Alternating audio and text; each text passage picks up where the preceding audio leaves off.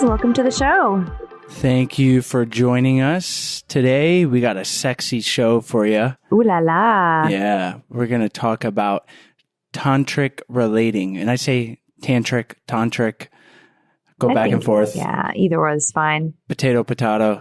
I don't know if there is a correct pronunciation, but our guest today, Catherine Auman, says you could say it either way. So we'll just go with that. And she is a licensed marriage and family therapist and a spiritual psychotherapist and director of the Transpersonal Counseling Center in LA. And we get into tantric relating and how it's not all just about intercourse in the sense of the act of sex, but that lovemaking could be something that's ours and outside of intercourse. And pretty interesting to hear that. When she first said it, I was like, hours. People make love for hours. Like, good on them.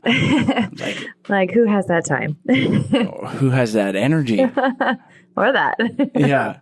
But there are a lot of great tools to connect with your partner on a deeper level, personally and sexually, that I am excited to get going with Sarah. And we talk about it in the show, and there's some really actionable tips for you to take to your partner or your future partner. And I am excited to implement. One of the ones I really liked we talk about is do everything half as fast.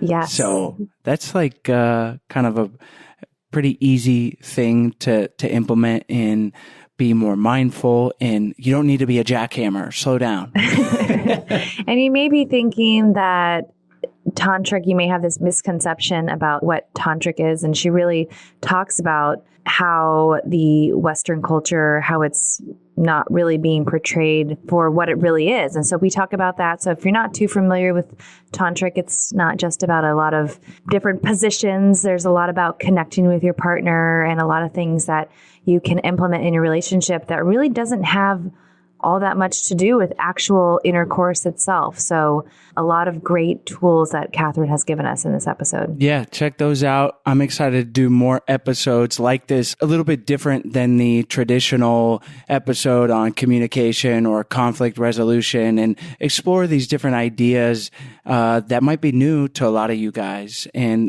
certainly not completely new to Sarah and I, but we learned a lot, and hopefully we can have some more interesting conversations like this. Thank you as always for tuning in, guys, leaving us those 5-star reviews on iTunes, sending feedback, joining our Love Tribe Facebook group on Facebook, and getting the conversation going there, and checking out our relationship course at sparkmyrelationship.com/unlock, where Sarah has put together a nice special discounted rate for our listeners. So check that out and enjoy today's show.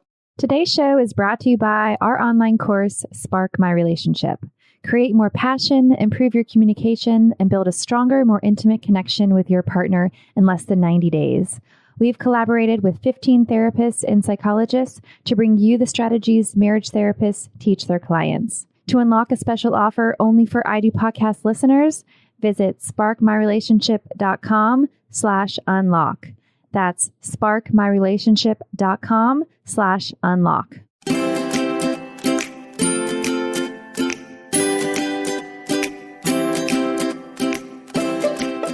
Hi, Catherine. Welcome to the show. Hi, Sarah. What a treat for me to be here. Catherine, we like to start the show with having you tell us and our listeners why you enjoy helping people improve their relationships. Oh, well, the real reason is because I struggled for so long in my own relationships. I just really wanted to find out what makes relationships work. And I first learned by doing everything the wrong way and the hard way. And by constant study and constant practice, constantly getting better, I now can say I have a great relationship where both of us are always saying, I didn't know it could be this good. So I would really like for everyone to be in a relationship where you're saying, can't believe it's this good. And I want to share what myself and my partner have learned.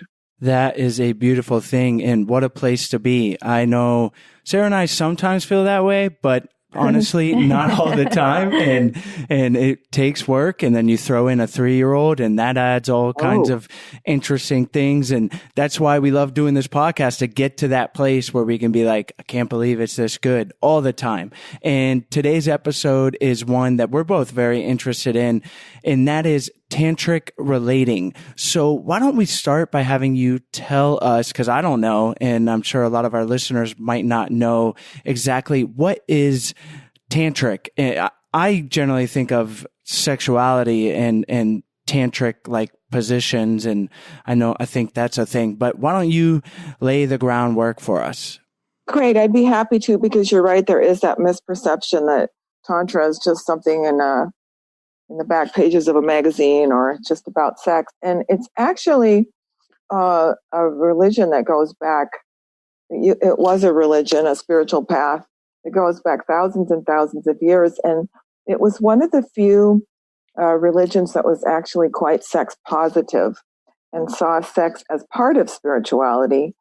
I personally didn't grow up in that kind of religion. The religion I grew up in was kind of like, well, if it's fun, it's not spiritual, or it's not good for you. It's something like that. And Tantra was really like everything is sacred, including sex, and that sex can be a way of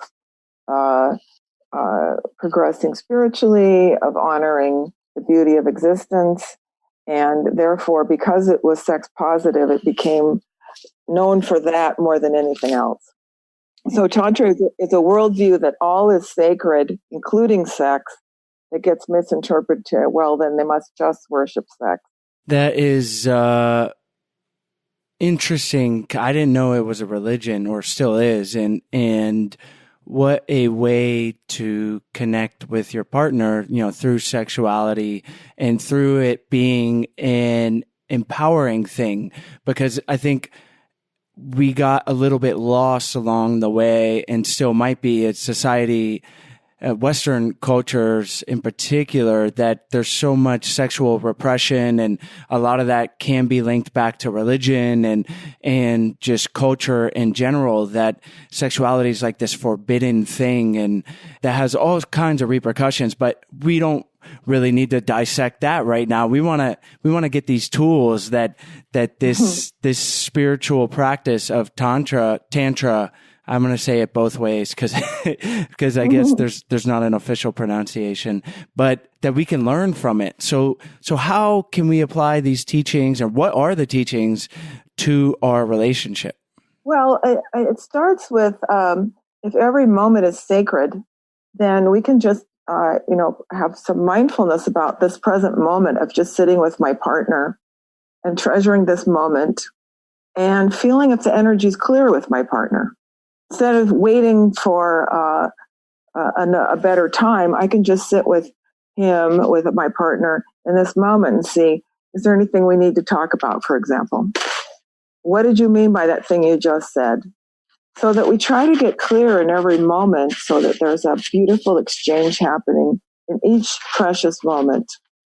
This is a very different viewpoint than our normal consciousness, where we're so busy that we never have time to talk. And I didn't understand what you meant by that, but we don't have time to talk about it right now.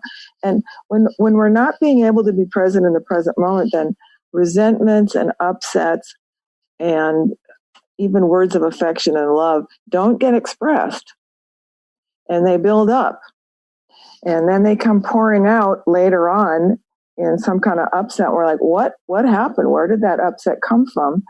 And then sometimes if we trace it back, it happened to the fact that it was your turn to drop the kids off at school this morning, and I ended up having to do it, and I'm still upset about it. And we didn't know that we were harboring that upset.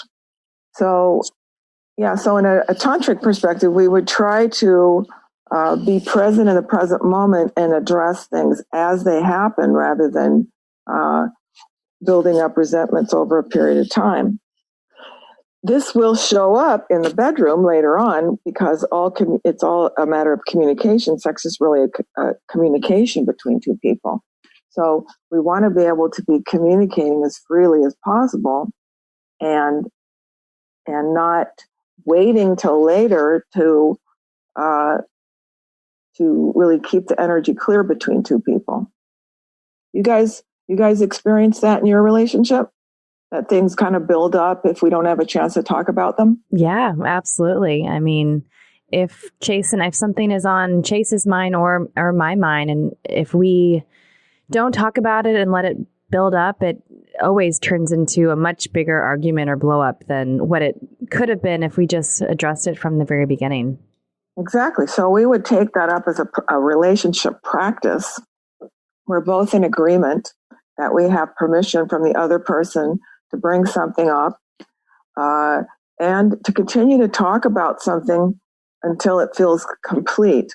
So if we use this example of, I'm still upset that you didn't pick up the kids this morning when you said you would. And 3 days later, I'm like, hey, you know what? I'm still kind of upset about that, instead of, what do you mean you're still upset about it? It's like, let's talk this out until it's finished, because we don't want to be carrying that resentment and unhappiness with us. So it's really a relationship practice of being in agreement of, number one, we're going to talk about what's bothering us, and we're going to allow the other person to talk about it until it feels finished. And that way, no resentment gets carried forward. That's the goal. Of course, we're not perfect in this, and it's a practice that takes some practice. But in this way, you're keeping your relationship energy fresh, and you're being able to relate with what's going on at this moment with you, instead of carrying some resentments from the past. So you describe talking about things until or not talking about things until they're resolved, but like addressing the issue. And I'm not sure the exact words you use, but it kind of hit home for me, because a lot of times if the resentment builds up, but then might talk about something, but it's not quite resolved. Like we express the way we feel, and we're like, you know, whatever it is that's bothering me, or something is going to make me feel more loved. But then it seems like in order for Sarah and I to really move past something, or really both move forward in a positive direction, we need to have like an action plan going forward. Like, rather than just like, hey, this is the way I feel, and let's get over this disconnect we're having. And it sounds like what you're describing is then a more of a resolution, in the sense of like, okay, but now what are we going to do to move forward in a positive direction? It could definitely include an action plan. I think the important point that I've learned from Tantra is, the most important thing is that I feel that I've been completely heard, and the other person feels completely heard, and that it feels resolved.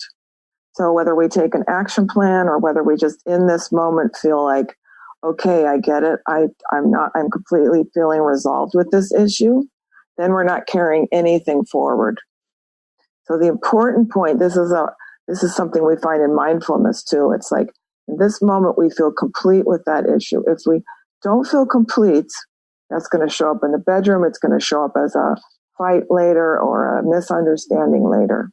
So the important point is that we make this agreement that we're going to communicate fully until it's done. No waiting till later. The other person might say, are we still talking about this? And go, hey, we had an agreement to talk till it's done, okay? All right.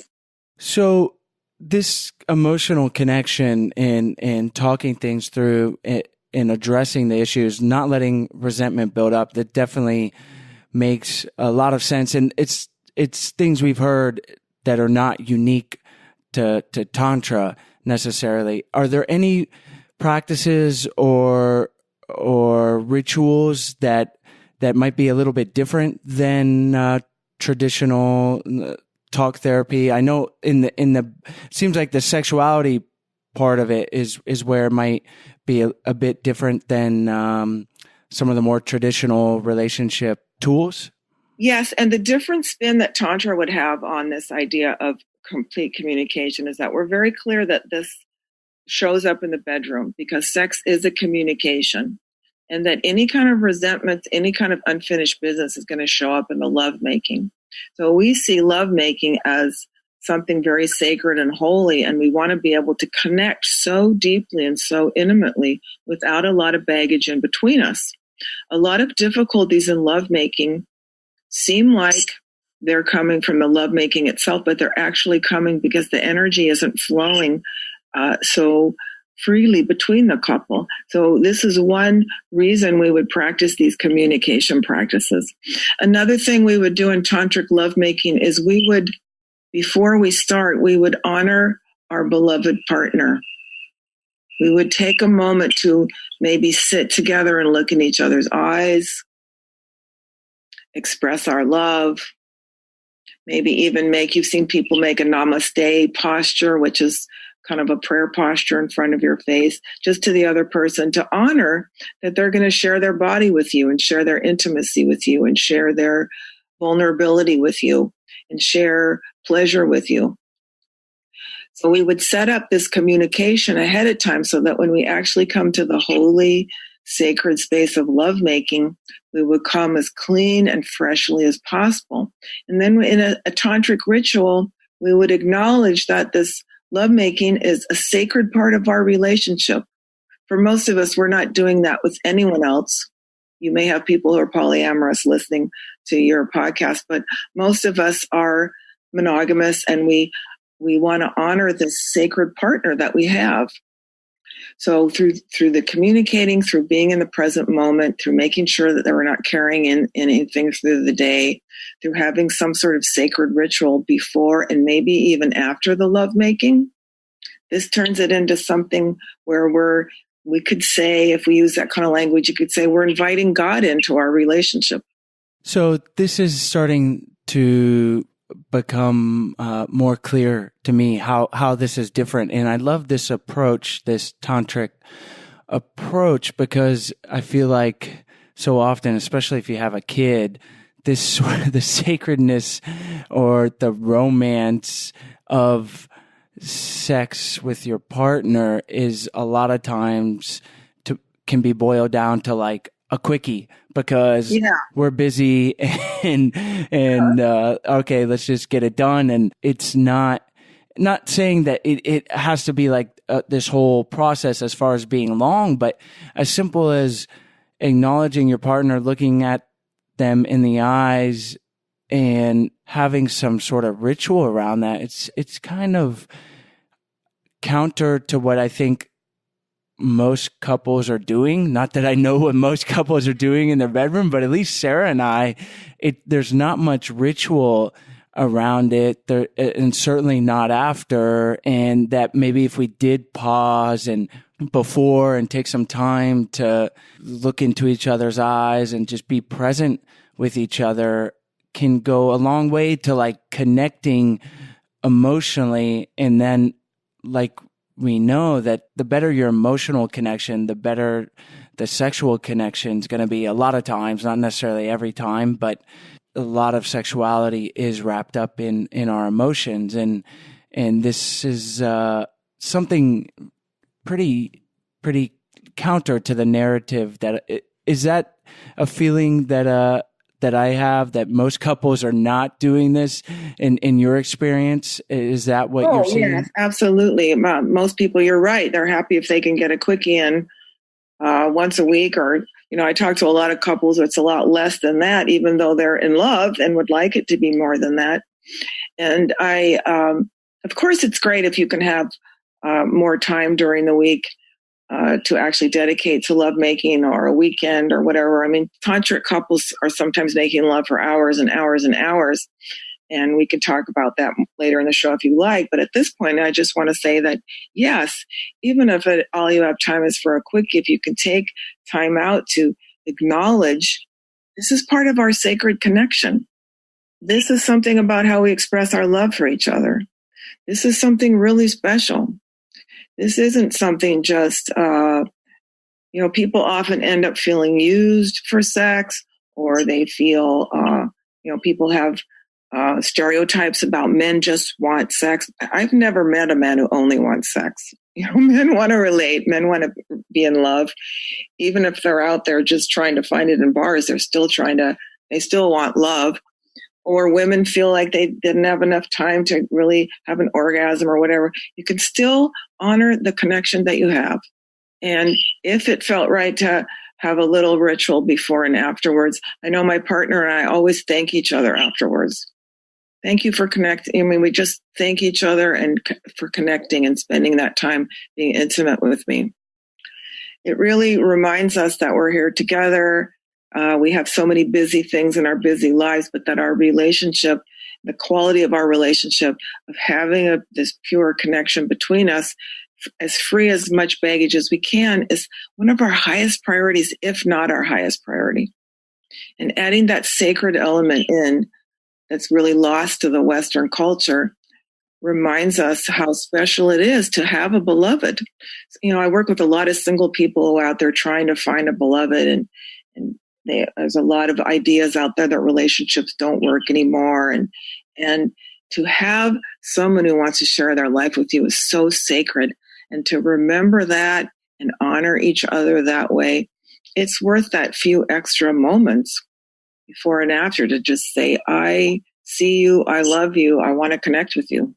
Part of what I'm hearing you say is creating this sacred space, but from what I've read on Tantric, it's actually creating like a sacred physical space, like in your bedroom. Is that a part of this ritual, or can it be? It's a lovely thing to do, is to spend some time making your bedroom, a place where you worship each other and worship your connection. And that doesn't have to be some sort of tantric. It could be if you are attracted to tantric symbols or Eastern symbols, but it doesn't have to be. It could just be getting some beautiful candles and some artwork that you like, and just attending to creating. This is our sacred space where we come to be together, to worship, if you will, to honor each other, to honor this sacred connection that we don't have with anyone else. We can create life through this. I mean, it creates love. It is actually literally love making when we remember that this is part of the way we express love to each other. Very different than the whole Western idea of let's hurry up and quickly have an orgasm as fast as possible so we can go to sleep and get back to our work. The Tantric approach it's beautiful to honor each other as lovers. So part of it would be making our bedroom a sacred place, to make every time we make love, before and after, just remembering that we're connecting here. This isn't just getting off, although that may be part of it, where that ability to do that with each other is something very precious. I think it's a great way to look at it, because between Chase and I, we made a relationship vision a little over, 6 months ago. And one of the visions or goals that I had in our relationship was that we always had a 2-bedroom apartment or house wherever we were living at that time, because it makes so much of a difference to be able to nurture our relationship and our sex life when we don't have our daughter, sleeping in the same room. Not that, that we have our own space to be able to cultivate that relationship. So I love that idea. And I think it's just so important to stress that again, that you make the room comfortable and how you want for the both of you, because it really is such a special place. Before we continue on, we're going to take a short break to tell you about our sponsors. Today's episode is brought to you by Lively. Lively offers bras and undies that provide the perfect combination of high style and ultimate comfort. Lively was built for women by women with a mission to change our point of view of lingerie. Our lingerie should look and feel fabulous. And their soft fabrics, loungeworthy fits, and clever details makes their bras the most comfortable you'll ever wear. Lively offers a range of bra styles for all different types of bodies that range from 32A to 44 triple D. And they have bralettes, t-shirt bras, push-up bras, plunge bras, and no wire bras. And at Lively, it's always one price for all, any style, color, or size. They believe in charging one price for all women. I just got my lace straight up bralette and it is so comfortable. I had been wearing other bralettes, but they really lacked the support. And now I feel fully supported in a comfortable and sexy bra. I used their fit guide on their website to easily size my bra and it turned out perfect. But if I had gotten it wrong, their free and easy returns would have allowed me to return it and get the right size. So for a limited time, get $10 off your first order by visiting wearlively.com/IDO and enter the promo code IDO at checkout. That's wearlively.com/IDO to get $10 off your first order. Today's episode is also brought to you by Zola. If you're engaged or planning a wedding, Zola Registry is the place to be. Zola is reinventing the wedding planning and registry experience to make the happiest moments in couples' lives even happier. I was not much of a planner for our wedding, but if I was going to be a planner, I would definitely use Zola because it takes the stress out of wedding planning with free wedding websites, save the dates and invitations, a wedding registry, and free, easy to use wedding planning tools. Yeah, I really wish Zola was around when we were planning because it would have made my life so much easier. Zola's free wedding websites can be created in minutes, and you can choose from over 100 beautiful designs that will fit any couple style, and they are all free. You have the ability to add photos, stories about where you met, details about the accommodations, literally almost anything you can think of. And you can even add on your Zola registry to your free Zola wedding website. Zola registry just makes registering for newlywed life super easy. Shop over 500 top brands from KitchenAid and Cuisine Art. What, you can get a blender, blend some stuff up. That would be nice. To Sonos and Airbnb. I like that better. Stay somewhere really cool. Maybe a tree top bungalow and even create a honeymoon fund and register for travel gift cards like Delta and Southwest. Talk about a modern day registry. Right? So to start your free wedding website or registry on Zola, go to zola.com/IDO. That's Zola, ZOLA.com/IDO. It's really your love temple. You know, it's where you worship love and invite the divine in and express love for each other. And then lovemaking can expand out into, it's not just when we're having sex, it's, there was a famous thing back in the 90s, I think it was, when Sting, the musician, said he and his wife had been making love for 4 hours, and people were shocked, although tantric lovers do make love for 4 hours. And he explained that even when they were having dinner together, they were making love. And so a tantric approach to relationships would be to start expanding our definition of lovemaking into when we're in the kitchen and we pat each other on the butt, or when we are sitting on the couch and we're putting our arms around each other, that all of this is an ongoing river of lovemaking, not just when we're having traditional sex, but that every moment can be this sort of infused with this sacred connection that we have, so that this caress that I'm sharing with you right now is part of our lovemaking as a couple. Our going out to dinner and having a date night is part of this ongoing river of love between us that we're sharing. I really like this because I experience love through touch, and I think this is an area that Sarah and I definitely have room to grow and work on in the relationship. And I know you mentioned it again, and we kind of glanced over it, but you said how tantric lovers can make love for hours. And I'm like, Sarah and I both looked at each other like, wow, what does that even look like? Who has hours? So is that what you're describing here? Or is there like a whole other process? Can you maybe go a little bit more into details?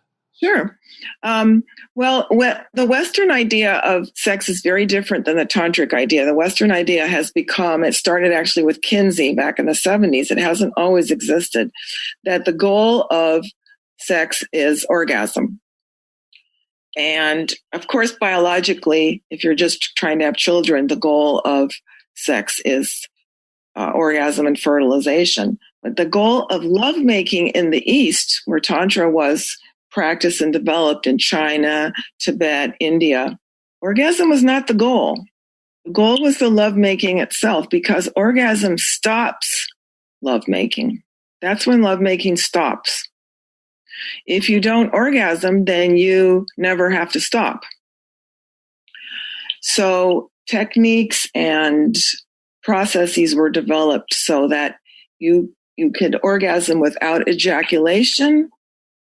Women could orgasm in different ways. There's different types of orgasms for women that aren't depleting. And men would learn how to not ejaculate every time, but be able to first ejaculate when they wanted to, rather than as the goal. And if you're not ejaculating, or the woman isn't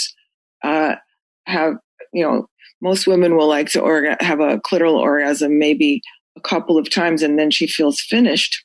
So the goal in tantric sex would be to not finish, but to continue lovemaking. We don't consider foreplay to be before anything else. We consider it just what is considered in the West foreplay. We consider just as beautiful lovemaking as intercourse itself. So as I was saying before, you expand your definition of lovemaking to mean even the sitting with your arm around each other on the couch. Maybe you do some activities that would be considered in the West foreplay for hours and hours. Maybe you learn how to have intercourse for hours without stopping, without ejaculation. So through learning to be in the present moment and be loving, of course, if you only have time for a quickie, then you would be happy with that amount of time you have together. But if you did have more time, you would develop this ability to say, we don't want to have the orgasm yet. We don't want to have to stop. It's a whole different idea about not having a goal in sex that's quite foreign to the Western concept of sexuality, where our goal is to come and then we're done. And there's nothing wrong with that. It's just quite limited in the view of Tantra. It's quite limited because so much more is possible.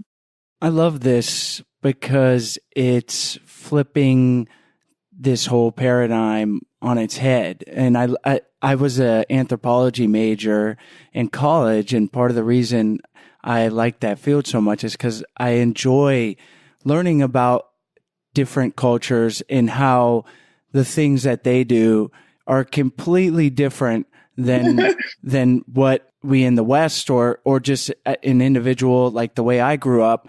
And it's something as simple as like meals and how that can be different, and or rites of passage. And this is something that is so counter to the narrative of what most people in the United States grow up learning, if they're even learning about sexuality at all. And that, like I said, that's part of the problem. But that, and I'm saying this as someone that it's kind of not a revelation to me, but is a perspective shift of like, well, maybe Sarah and I, we need to try. It's not going to be every time because we don't have 4 hours right now to love make with a 3-year-old and a bunch of businesses. But maybe it's 45 minutes and we lay with each other and we have a whole process and we experiment and we dedicate, instead of like the hour where we're watching Netflix at the end of the night, we're like, hey, let's explore this and to be open to that. And I'm interested in learning more about Tantra and this approach. And I just think having that perspective, if it's just simply your goal is not orgasm, like when you go in to have sex with your partner, it's about love making, or maybe there doesn't need to be an agenda. It's connecting with your partner. That could be a really beautiful perspective to take. Beautiful. You sound like a natural tantric. Well, maybe undercover right maybe there. I'm a new convert. We'll see. Well, yes, that's exactly it, is that if we may have the goal of orgasm and we may not. We may just want to go in and do some massage, some sexual massage, pleasure each other, and feel satisfied with that for tonight. It adds a whole nother option. I wrote a short article once called The Quickest Way to Tantric Sex. The quickest way to Tantric Sex is to do everything you normally do, but do it half as fast. Just do it a whole lot slower. So in foreplay, we're trying to get done with, I don't know how explicit to get on this show. Maybe we want to massage someone's breasts, and it's kind of done to get excited so that we can get to the goal of orgasm. But what if we just did that for 20 minutes? What if we just did some of these things that we call foreplay for as long as the other person wanted it? Most of us are feeling pretty starved because we've never been touched as long or as lovingly as we want to have been. In our culture, we're really touch starved. And that's one thing we want to be able to give to our partner is I want you to be able to feel full, that you've been touched enough, that your breasts have been honored long enough, that the man's body feels like he's been honored enough in his life, because we've spent so many years not getting enough quality, loving touch. Beloved, let me start to help you get enough without just us using each other to get off and have an orgasm, which we can do at times. We're not saying that's not also an option, but let's experiment. Let's pleasure each other so that we get into a state of not feeling deprived, no longer feeling deprived of healthy, loving touch, pleasurable touch. Let's spend some time together. Let's watch Netflix tonight, but tomorrow night instead, let's just go in the bedroom and share loving touch. Here's what I like. Here's what you like. Do you like my offering? May I have your offering of loving, pleasurable touch without trying to get anywhere other than just sharing my physical love with you and receiving your physical love with me?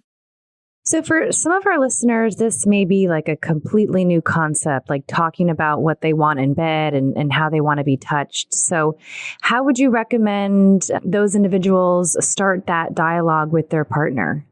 I think it's very good to express pleasure when someone's doing something you like. I think that's a really good place to start, is to let them know, oh, that feels so beautiful. That is a touch that I love. I love that. And really praising the partner and letting them know that this is invited. This is something I love. I love your touch on me. I invite you to explore even more how you would like to touch me. And then to tune in when you're touching your partner. Is their breathing quickening? Are they giving you subtle signs of pleasure? And when we can follow that pleasure in the breath, in the touch, in the voice, we become intuitive lovers with each other of this is what I know he loves. This is what I know she loves. And this creates such a connection and such a pleasure and such a bond with the two people that we're learning to, much like a musician would play an instrument, I'm learning how to create pleasure in you, what you love. I want to I want you to not feel deprived of loving touch. I want to give you as much loving touch as you want. I want us to make time for this with each other. Even if it's 15 minutes, let me just stroke your back. You can get me tomorrow. Just expressing this loving connection that we have. I'm glad you said make the time, because it's not something that's going to happen automatically. And we're busy. You know, Sarah and I have a daughter, we have jobs, all of our listeners, they're busy. And you have to make it deliberately known to your partner if this is a priority for you. First of all, don't just assume they're going to start doing it. Communicate in a productive way and then carve out the time. I know personally, Sarah and I have talked about this, but after this episode, you've given me a little reinvigoration that I am going to make sure, Sarah, we got to do this, because it really is important to me. And I've talked about it, but I receive love through touch. Like, I think a majority of the love through touch, and it doesn't always have to be sexual. And I'll give an example. And I've told Sarah this. At the end of a yoga class, when you're doing shavasana and you're lying there, most classes, so at the end and you lie down and you have this amazing release because you've been moving for the last hour or so, and then you just lie and you're supposed to be really still. And occasionally I've had instructors, they come by and they'll like massage your temples and just, it's like 15 seconds and they like press your temples and then maybe press down on your shoulders. And I got to tell you, for lack of a better term, it's like orgasmic. Like it's not sexual, but it's like this energy charge of like human touch. And I think, and this is a whole other thing, but just the non-sexual elements of human touch and giving my guy friends a hug and being connected to other humans and certainly our intimate partners in such a way that it's not just to get off, like you said, in this way of physically connecting. So Sarah, I'm gonna maybe I'll start. So I'll give you like a 30-minute foot massage, okay. And like this. You'll probably be into that. and then I'll take the back rub but it's so, I think, overlooked. Certainly it has been in our relationship. And like I said, I've communicated it, but I need to be more proactive because it is important to me. And even like when I get massages for cause I surf and I work with my body. So I try to get a massage every week or a couple weeks, and it feels good. Just like, obviously if the massage feels good, but the human touch. And I have masseuses that are men, that are women. So the sexuality part is out of it, but just like that touch, it's pretty powerful. It's a very powerful connector with your partner. And like you said, there's something orgasmic that happens when you mentioned that there's some sort of human energy that happens when they massage your temples, something that we don't really understand. There's experts out there, Tantra experts, that have words for it, but there is that magical orgasmic thing happens that's communicated through touch. And I'm sure all the experts you've had on your show have said, we have to make the relationship a priority. Like you said, it is hard to find time to spend some loving touch together. It's hard to spend time to have a date night or spend some time exploring each other's bodies. And yet, if we don't, we see the remains of relationships all around us of people who just didn't have enough time, didn't put the relationship as a priority. This is one of the most precious things in life if you have a partner. Going back to Freud, he said the two things life is about is work and love. So you have the two great prizes of life, as far as I can see, is a great career and a great relationship. And so to put it in its rightful place as the highest priority, carve out some time. Maybe it's more important than Netflix. You know what I mean? You've given us some great information for, prior to lovemaking, or I guess now it's all called lovemaking, but prior to intercourse, and some great things to implement in our relationship. And Jason and I were just curious. We've heard a lot about the tantric positions and things like that. Can you tell us a little bit more about what tantric positions are and what makes them tantric?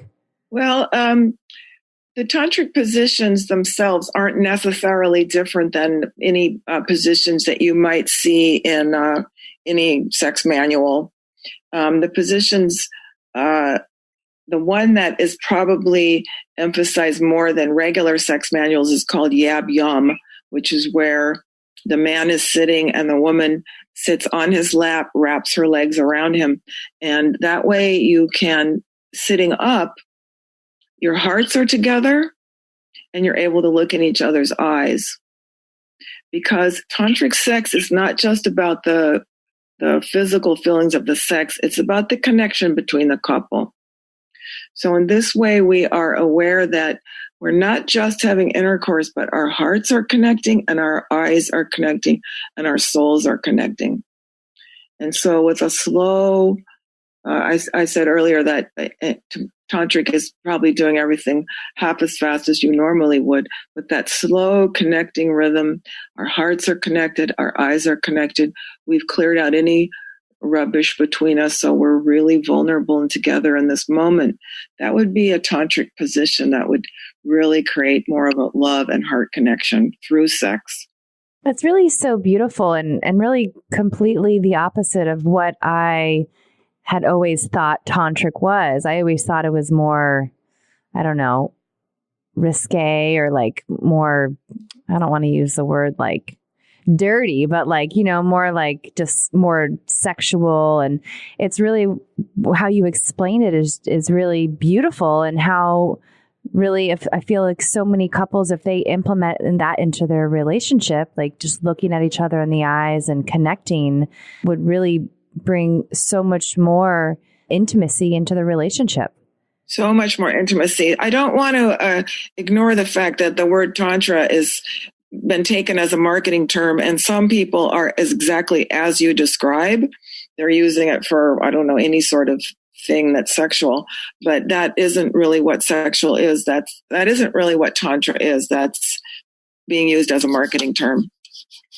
It does go back to these spiritual roots, to these religious roots, to the sacredness of sex, to the sacredness of the couple relationship, and how to enhance that connection to spirit through sex and through love and through touch, divine touch.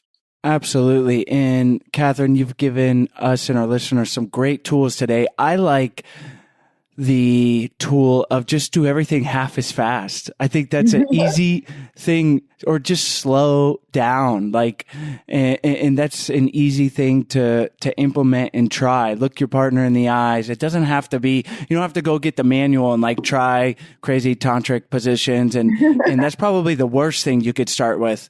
It's like, go half as slow. And I think that's a powerful place to start. And why don't we finish up by having you tell our listeners where they can find you online? If there's any books you recommend, if people want to learn more about Tantra, and then we'll say goodbye.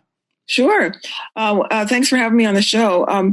I am on Facebook. I have my website. I have a lot of videos for listeners on my YouTube channel if you want to learn more about Tantra, about relationships. I've written a book called Tantric Dating, which is for single people, and I'm out lecturing about that in the LA area twice a month. And my upcoming book is going to be Tantric Relating and Tantric Couples. So I hope you'll stay in touch with me and urge me to stop procrastinating on that book. So should I spell my name, or that will be in the notes? Or yeah, we'll put all the links to your website and your YouTube channel on our website at idpodcast.com, so our listeners know to go there to access all that great information. Fantastic. I'd love to stay in touch. Excellent. Well, thank you so much for joining us. We hope you guys enjoyed today's episode. Just a reminder that tomorrow, Thursday, April 25th, is the last day to be able to get access to the special added bonus, Mastering Money Talk in Your Marriage, inside our online course, Spark My Relationship. So you can visit the special link, which is sparkmyrelationship.com/unlock, to gain special access. And the last day is tomorrow. And as always, we hope you guys check out our website. We have tons of free resources and guides on our website for you guys, as well as joining our Love Tribe on Facebook. You can find that by typing Love Tribe Fam into Facebook, and you can join our private group of everybody just trying to create more love and support each other. And it's a pretty big group now of over 1,000 people, maybe close to 2,000 people by now. But it's a really wonderful group where we're all supporting each other. So we hope you guys check that out, and we will see you next week.